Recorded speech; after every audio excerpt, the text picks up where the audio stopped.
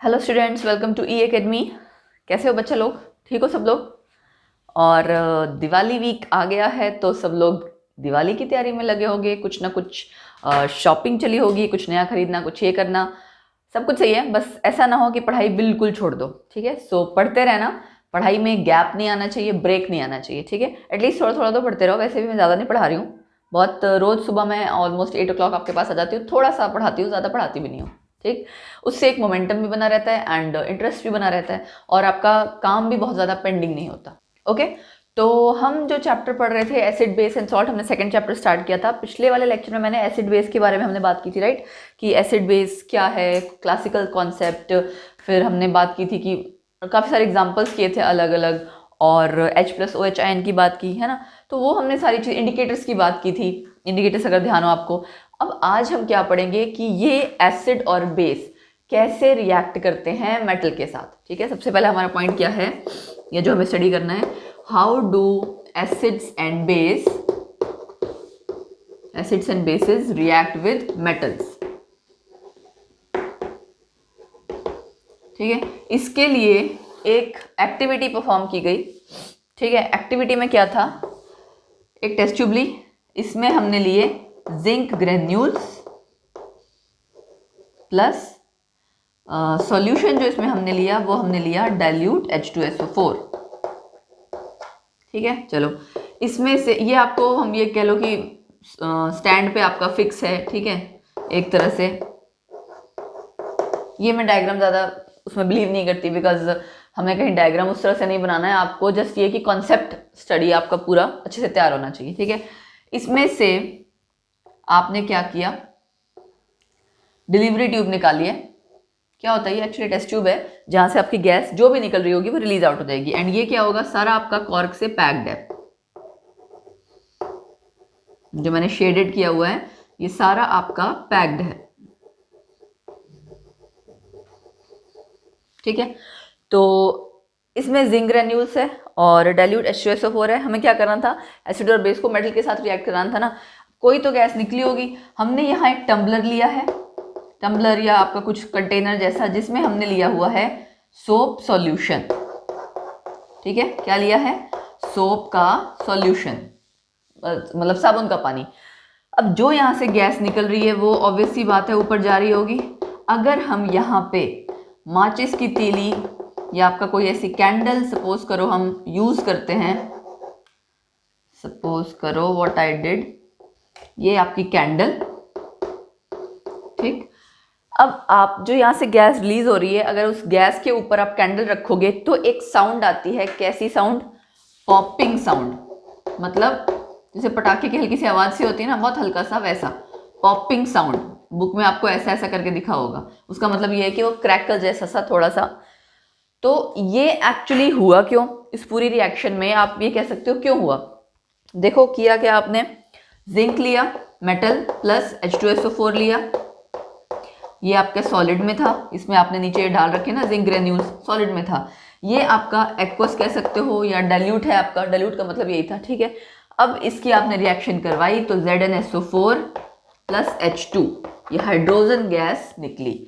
तो यानी कि जब भी एसिड और बेस का भी मैं आपको रिएक्शन बताऊंगी अभी, जब एसिड्स रिएक्ट करते हैं क्या बोलते हैं मेटल के साथ, तो आपकी हाइड्रोजन गैस निकलती है, ठीक है? तो हम जनरल रिएक्शन क्या लिख सकते हैं, अगर मैं अलग से कलर से लिखूं, एसिड प्लस मेटल, तो आपका क्या बनता है, सॉल्ट प्लस H2 गैस। ये आपकी जनरलाइज्ड रिएक्शन हो गई। यहाँ पे आपका अगर एसिड की जगह बेस आएगा तो भी आपका सेम होगा, ठीक है? बेस के भी हम रिएक्शन लिखेंगे। अब इस रिगार्डिंग क्वेश्चंस कई बार पूछे जाते हैं, पॉपिंग साउंड क्यों आई, क्या रीजन था, ठीक है? या मैच स्टिक अगर जलाओ, मैच स्टिक लेके जाओ, कैंडल लेके जाओ, कुछ भी लेके जाओ, तो भी ऐसी ही साउंड आपकी आएगी, आवाज आएगी। उसका रीजन है H2 गैस, ठीक है? ये आपने चेक। और ये एक्चुअली था क्या, सोप बबल था जो ऊपर जा रहा था, ठीक है? यहाँ पे आपके सारे छोटे छोटे सोप बबल्स थे, ये मैंने इनको बड़ा बना दिया। चलो, सोप बबल्स थे जो जा रहे थे, उस सोप बबल के अंदर हाइड्रोजन गैस ट्रैप्ड थी। और जैसे ही आपने कैंडल या उस हीट के मतलब वो कांटेक्ट में आई, वो पटाखा जैसा बजा, ठीक है? अब इसी तरह की अगर मैं रिएक्शन सपोज करो बेस के लिए लिखना चाहूँ, क्या लिख सकते हैं हम, NaOH, ठीक है? प्लस बेस हो गया ना, और मेटल सपोज करो मैं जिंक ही ले लेती हूँ, तो क्या बनेगा Na2ZnO2 प्लस H2। बैलेंस करें हम, 2 Na हो गए और 1 जिंक हो गया एंड 2 ये, ठीक है। ये क्या है आपका सोडियम जिंकेट, क्या नाम है इसका, sodium zincate.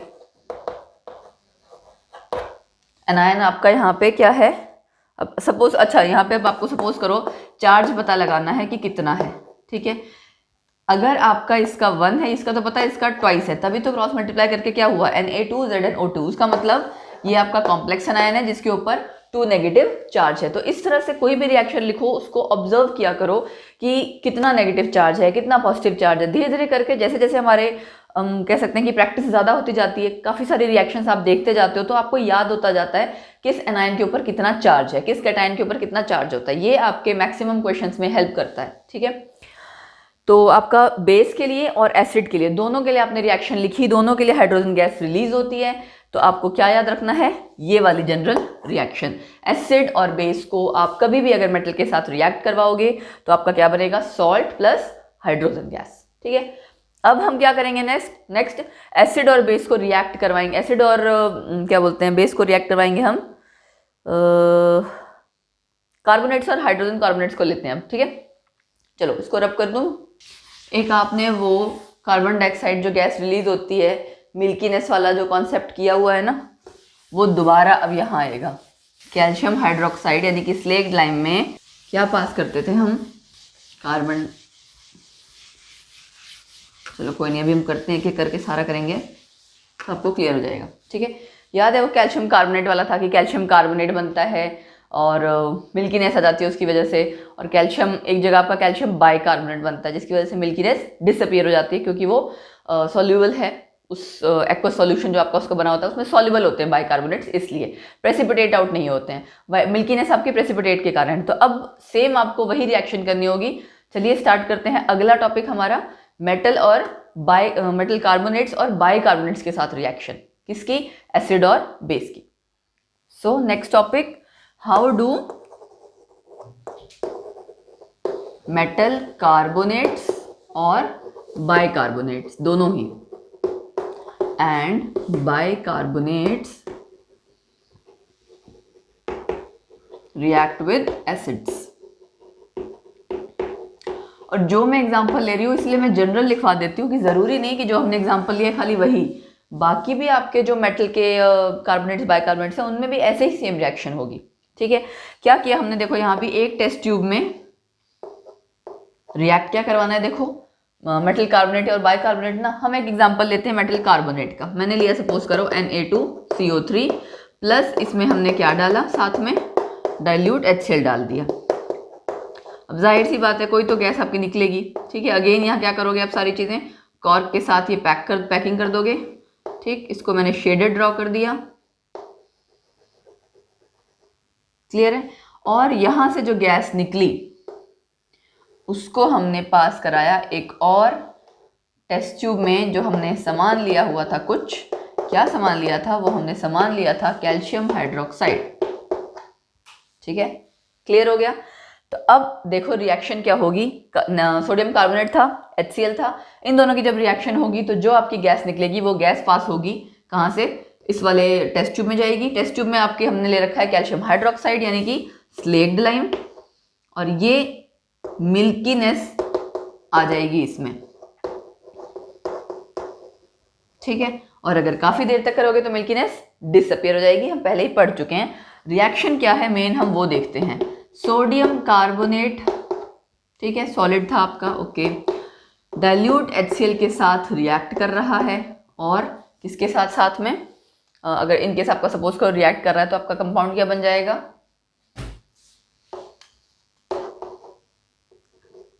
2NaCl H2O plus CO2। Balance करके देखें, 2Na है, ठीक है, CO2 आपका यहाँ से निकल गया, एक ऑक्सीजन बचा, ऑक्सीजन एक ही है उस side, 2 hydrogen 2 Cl, yes, completely balance है आपका। सेम रिएक्शन अगर मैं लिखूं सोडियम बाइकार्बोनेट की,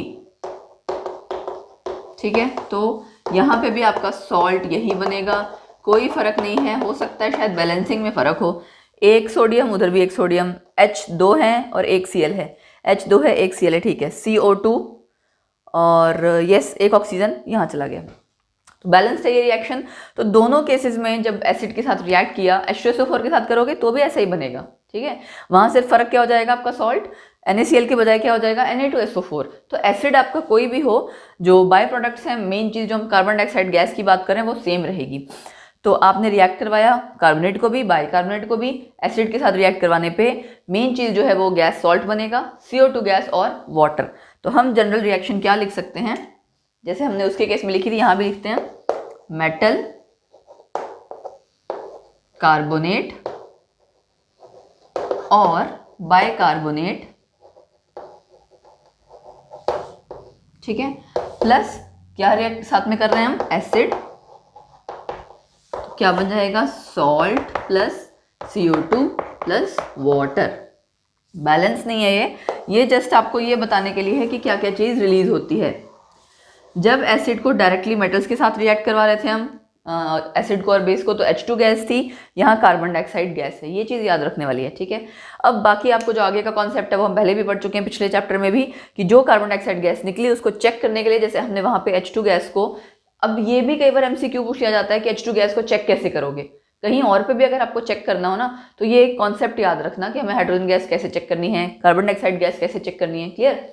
कार्बन डाइऑक्साइड आपने कैल्शियम हाइड्रोक्साइड यहाँ लिया हुआ था, उसमें से पास करा दी, मिल्कीनेस आ गई। मिल्कीनेस किस वजह से आई, वो रिएक्शन लिखें, कैल्शियम हाइड्रोक्साइड में आपने CO2 गैस पास करवाई, कैल्शियम कार्बोनेट बना, और क्या बन जाएगा यहाँ से एक्स्ट्रा चीज, वाटर।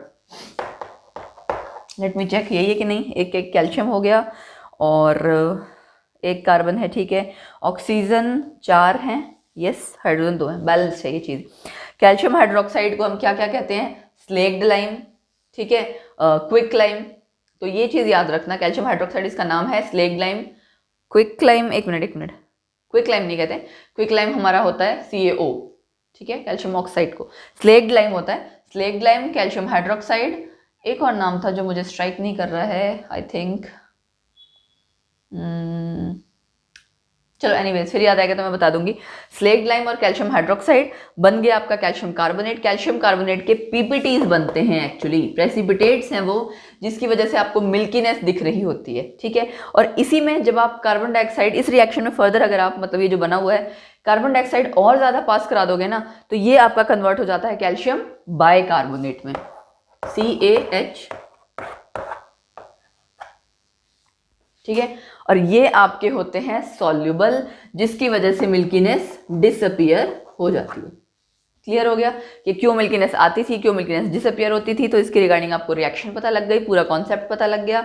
और हमने मेन जो जनरल रिएक्शन है वो भी चेक कर ली कि बाइकार्बोनेट और कार्बोनेट के साथ अगर हम एसिड को रिएक्ट करवाते हैं तो बनता है सॉल्ट, सॉल्ट तो हमेशा बनेगा, CO2 और वाटर, ठीक है। क्लियर हो गया। तो हमने दो कॉन्सेप्ट पढ़ लिए। पहला हमने किया एसिड और बेस को हम मेटल के साथ रिएक्ट करवा रहे हैं तो क्या बनेगा। फिर हमने किया मेटल कार्बोनेट्स और मेटल बाइकार्बोनेट्स को रिएक्ट करवा रहे हैं एसिड्स के साथ तो क्या बनेगा, ठीक है। वो आपने देखा है बाइकार्बोनेट्स, जब आप अगर हम कहते हैं, यहाँ पे एक चीज़ और देखो, अप्लाई करो, एसिडिटी हो जाती है ना। आप एसिडिटी जब हो जाती है, बेकिंग सोडा खाते हो, बाइकार्बोनेट खाते हो, तो क्या रिलीज होती है, वो जो गैस जैसी निकलती है वो क्या होती है, कार्बन डाइऑक्साइड ही होती है। ब्लोटिंग हमें जो हो रखा होता है, पेट में गैस बहुत ज़्यादा जब भर जाती है, वो एक तरह से कार्बन डाइऑक्साइड गैस इकट्ठी हो गई थी, है ना।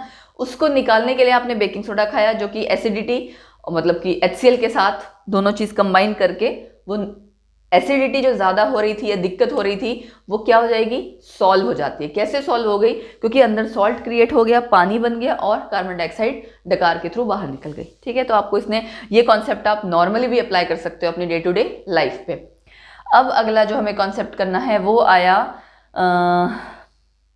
एसिड और बेस की आपस की रिएक्शन, यानी कि न्यूट्रलाइजेशन रिएक्शन। सो एसिड और बेस आपस में कैसे रिएक्ट करेंगे, देखो उस रिएक्शन को हम कहते हैं neutralisation reaction.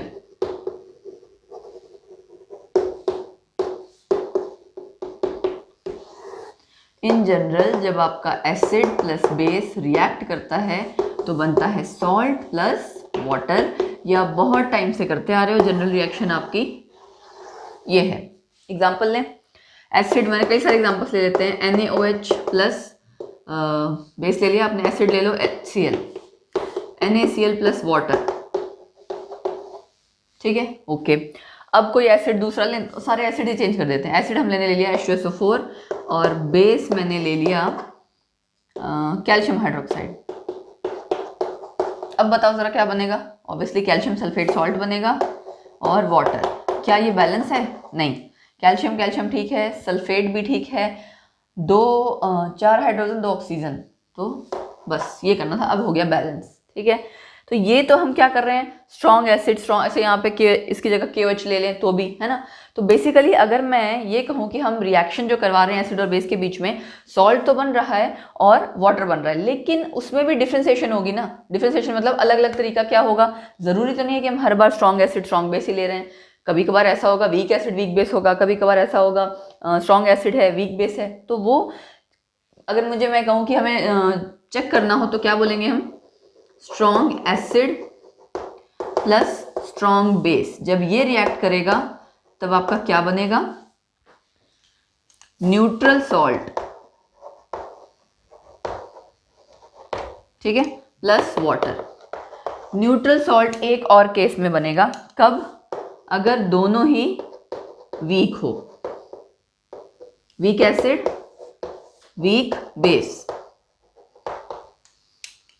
Neutral salt plus water. लिख ही देती हूँ, चलो मैं न्यूट्रल सॉल्ट दोबारा, न्यूट्रल सॉल्ट। दो केसेस में न्यूट्रल क्यों बना, क्योंकि दोनों में से कोई भी चीज ऐसी नहीं है जो दूसरे को ओवर पावर कर रही हो, दोनों बराबरी के हैं, चाहे वो दोनों स्ट्रांग हैं चाहे वो दोनों वीक हैं। अब इसके बाद केस क्या आता है, एक बार हमने लिया strong acid plus weak base, दूसरे केस में मैं क्या ले रही हूं, वीक एसिड स्ट्रॉन्ग बेस।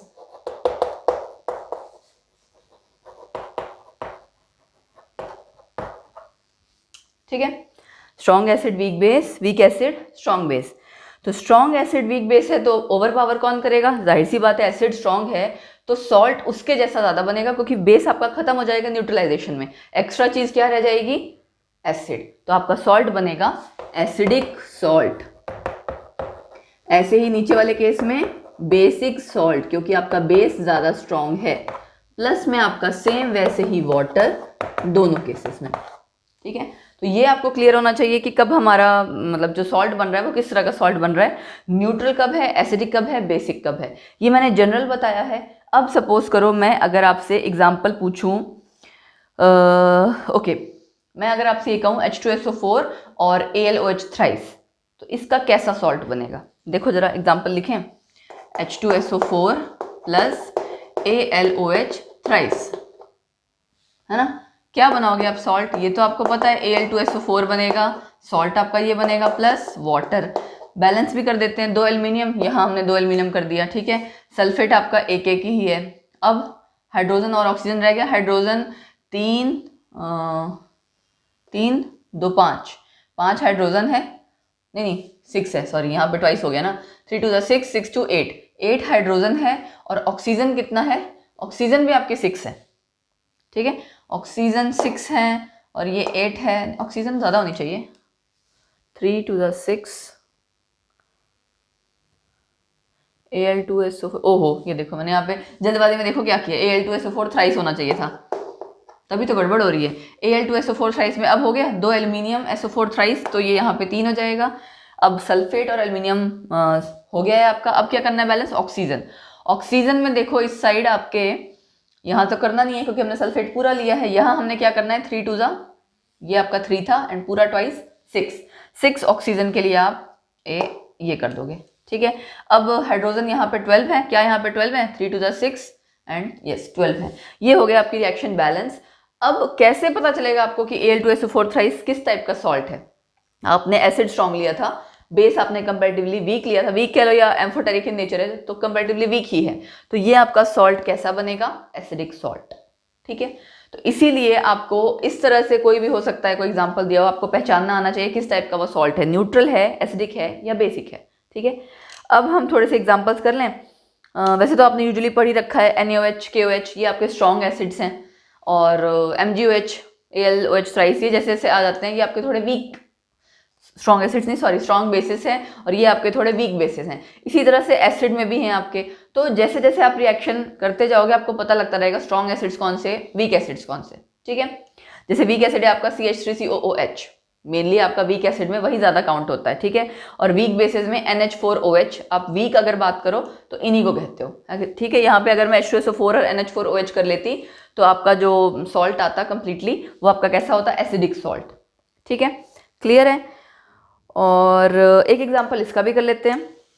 चलो मैं यहाँ लिखूं, अगर मैंने किया NaOH plus CH3COOH, strong base weak acid.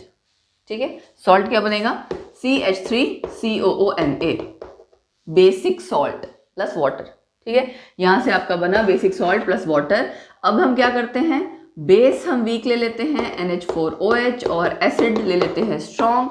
Salt आपका बना NH4Cl, ये कैसा है salt, acidic salt. I hope आपको ये पूरा कॉन्सेप्ट अब क्लियर हो गया होगा, एसिडिक और बेसिक सॉल्ट क्या होता है। अब अगला आपका आएगा कि अगर आप मेटेलिक ऑक्साइड रिएक्ट करवा रहे हो या नॉन मेटेलिक ऑक्साइड रिएक्ट करवा रहे हो तो कैसा प्रोडक्ट बनेगा, और बहुत जगह कलर चेंज हो रहा है, रिएक्शन कुछ ना कुछ तो हो ही रही है। चलो वो डिस्कस करते हैं, एसिडिक और metallic and non metallic oxides की reaction with these acids and bases. Okay, metallic oxides की अगर हम रिएक्शन करें एसिड के साथ और नॉन मेटेलिक ऑक्साइड्स की बेस के साथ, तो देखो क्या होगा, मेटेलिक ऑक्साइड्स विद एसिड। ठीक है, सपोज कीजिए मैंने एग्जांपल लिया आपका कॉपर ऑक्साइड, इसको रिएक्ट करवा रही हूं मैं HCl के साथ। ठीक है, आपका कंपाउंड क्या बन जाता है, यहां से अगर आप देख सकते हो तो क्या बनेगा, CuCl2 प्लस वाटर। बैलेंस कर लो इसको, हो गया, यस। कॉपर ऑक्साइड आपका रिएक्ट करता है HCl के साथ तो कॉपर क्लोराइड बनाता है और वाटर। सॉल्यूशन का आपका कलर हो जाएगा ब्लू ग्रीन कलर। क्यों, क्योंकि कॉपर ऑक्साइड आपका डिसॉल्व हो जा रहा है, कॉपर क्लोराइड बन रहा है जो कि ब्लू ग्रीन कलर दे रहा है आपका टेस्ट ट्यूब में या बीकर जिसमें भी आप रिएक्शन कर रहे हो। अब आप यहां से अगर ध्यान से देखो एसिड और मतलब एक तरह से इस रिएक्शन को अगर देखोगे ना तो आपको ऐसा लगेगा कि जस्ट एसिड प्लस बेस वाली जो रिएक्शन होती है ना वैसी ही रिएक्शन है ये। तो बेसिकली ये एसिड था अगर, तो ये आपका क्या है, इसको आप ये कहोगे कि ये बेसिक ऑक्साइड्स हैं। ठीक है, क्योंकि एसिड प्लस बेस की जैसे रिएक्शन होती थी कि सॉल्ट प्लस वाटर बनता था, वैसे ही रिएक्शन यहाँ पे भी निकल के आई कि एसिड की रिएक्शन हमने किसी ऑक्साइड के साथ कराई तो सॉल्ट बन गया और वाटर बन गया। तो एसिड की रिएक्शन किससे कराते थे जब सॉल्ट एंड वाटर बनता था, बेस से। तो इसीलिए आपके मेटेलिक ऑक्साइड्स क्या हैं, बेसिक ऑक्साइड्स हैं, ये याद रखना। ठीक है, अब मैं एक एग्जाम्पल लेती हूँ इसी तरह से, सपोज करो नॉन मेटेलिक ऑक्साइड्स का, non metallic oxides with base. ठीक है, चलो क्या करेंगे हम इसमें, नॉन मेटेलिक ऑक्साइड को एग्जांपल सोचो क्या होगा। सपोज करो मैंने लिया बेस, हम लेते हैं कैल्शियम हाइड्रोक्साइड और नॉन मेटेलिक ऑक्साइड मैंने ले लिया CO2। कार्बन नॉन मेटल है ना, उसका ऑक्साइड कार्बन डाइऑक्साइड। ये वही रिएक्शन होगी जो आपने किया हुआ है। मैं उस टाइम कह रही थी ना slaked lime, calcium hydroxide and lime water, मुझे मिस कर रहा था, वो याद ही नहीं आ रहा था उस टाइम। कई बार ऐसा होता है ना कि आप पॉइंट ध्यान ही नहीं आता, बिल्कुल वो वाली चीज थी। Lime water, slaked lime, calcium hydroxide, ये आपका बना देगा कैल्शियम कार्बोनेट एंड वाटर। मतलब कि अगेन क्या बना, रिएक्शन कैसी हुई, सॉल्ट प्लस वाटर बना। ठीक है, बेस को आपने किसी चीज के साथ रिएक्ट करवाया, बेस को किसी चीज के साथ रिएक्ट करवाया तो बना सॉल्ट प्लस वाटर। किसके जैसा सिमिलर रिएक्शन है ये, अगेन न्यूट्रलाइजेशन रिएक्शन जैसा सिमिलर है कि एसिड और बेस को आप रिएक्ट कराते हो तो सॉल्ट एंड वाटर बन जाता है। तो ये अगर आपका बेस था तो ये क्या हो गया, एसिडिक इन नेचर, यानी कि एसिडिक ऑक्साइड। तो यहां से क्या निकल के आया कि नॉन मेटेलिक ऑक्साइड्स हमारे क्या होते हैं, एसिडिक इन नेचर, और मेटेलिक ऑक्साइड्स हमारे क्या होते हैं, बेसिक इन नेचर। ठीक है, और एग्जांपल अगर आपको करना हो, सपोज करो MgO, क्या है ये, मेटेलिक ऑक्साइड है ना, MgO और Na2O, मेटल्स के जितने भी ऑक्साइड्स होंगे they are all basic in nature. और इसके ऑक्साइड्स, नॉन मेटल के ऑक्साइड्स, नॉन मेटल याद करो कार्बन हो गया, नाइट्रोजन, नाइट्रोजन के जितने हैं आपके NO2, ठीक है, NO, N2O। अच्छा, उसके बाद ऑक्सीजन तो चलो है ही, ऑक्साइड है ना, और कार्बन हो गया, सिलिकॉन डाइऑक्साइड।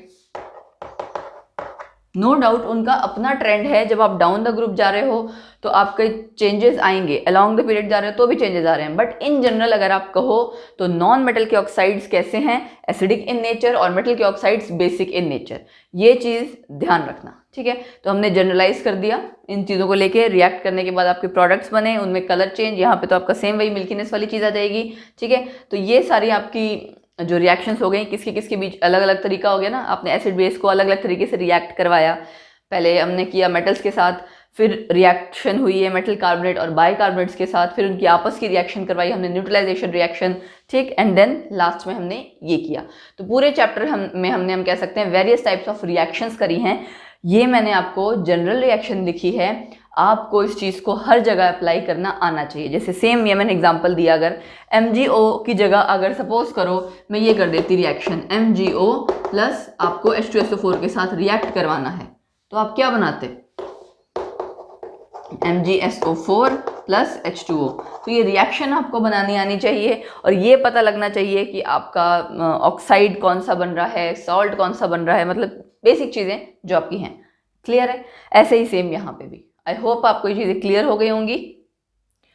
तो इसी से रिलेटेड अगर मैं आपसे 2-3 क्वेश्चन पूछूं जितना हमने किया उसके रिगार्डिंग, SO2 ये कैसा ऑक्साइड होगा, आपको एग्जाम में आ सकता है, आप क्लासिफाई करो एसिडिक और बेसिक ऑक्साइड में, ठीक है।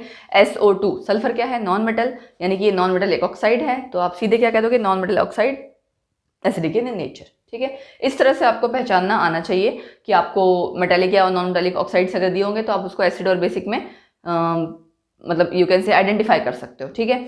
अब सपोज करो मैं एक क्वेश्चन आपसे पूछती हूँ, कोई भी खट्टी चीज़ है, दही है, अचार है, ठीक है, उसको हम कॉपर यानी तांबे के बर्तन में या जो पीतल का बर्तन है उसमें क्यों नहीं रखते, क्यों स्टोर नहीं करते। आपने अक्सर देखा होगा कांच में, स्टील में रख लेते हैं, ठीक है, मैक्सिमम प्रेफर करते हैं कांच में रखें खट्टी चीज़ों को। अचार आपने निकाला, चटनी बनाई, कुछ भी है, वो कांच के बर्तन में, क्यों? क्योंकि जो भी खट्टी चीज़ें हैं उनमें क्या है, एसिड, और वो एसिड रिएक्ट कर जाता है किसके साथ, उस मेटल के साथ, एंड वो जाहिर सी बात है आपका क्या बना देगा फिर, कुछ poisonous substance, toxic in nature. Clear? तो इस वजह से आपका कभी भी कोई भी खट्टी चीज़ें हैं वो आप इस तरह के यूटेंसिल्स में, बर्तन में नहीं रखते हो, ठीक है। तो ये कुछ क्वेश्चंस हो गए। अच्छा, सपोज करो मैं आपसे इसी तरह का कोई और क्वेश्चन पूछती हूँ, डे टू डे लाइफ का, एंटासिड वाला चीज़ हम ऑलरेडी डिस्कस कर ही चुके हैं, है ना। एग्जांपल आपको पता है, सोडियम बाइकार्बोनेट और milk of magnesia, magnesium hydroxide, वो भी इस पर्पस के लिए यूज होता है क्योंकि वो बेस है, बेसिक है ना इन नेचर। तो बहुत जगह एसिडिटी में हम वो भी कहते हैं कि मिल्क ऑफ मैग्नीशिया भी यूज होता है। एंड यस, कुछ एक आधा क्वेश्चन और था जो मैं सोच रही थी आपसे पूछूं, एसिड बेस के रिगार्डिंग आपका ये हो गया। And yes, that's it. इसी तरह के क्वेश्चंस आपसे पूछे जाते हैं, ऑलमोस्ट जितने क्वेश्चंस हमने, जो इस तरह के क्वेश्चंस पूछे जाते हैं वो हमने साइड बाय साइड कर ही लिए हैं, ठीक है। और कोई भी रिएक्शन दे दी जाएगी उसको पहचानो, न्यूट्रलाइजेशन रिएक्शन है, क्या है क्या नहीं, बनेगा क्या, एसिड बनेगा, बेस बनेगा, इसी तरह के जितने आपके क्वेश्चंस हैं वो आपको करने आने चाहिए। अब आगे इस चैप्टर में आपके वीक एसिड, स्ट्रॉन्ग एसिड वाली चीज़ आएगी, पीएच आएगा, पीएच क्या होता है वो हमें पता लगेगा।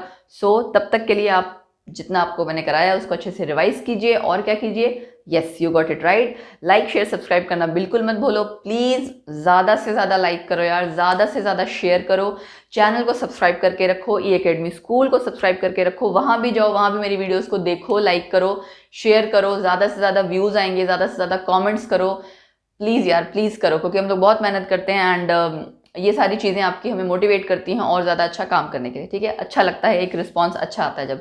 सजेशन है, कुछ भी है तो आप कमेंट सेक्शन में डाल सकते हैं।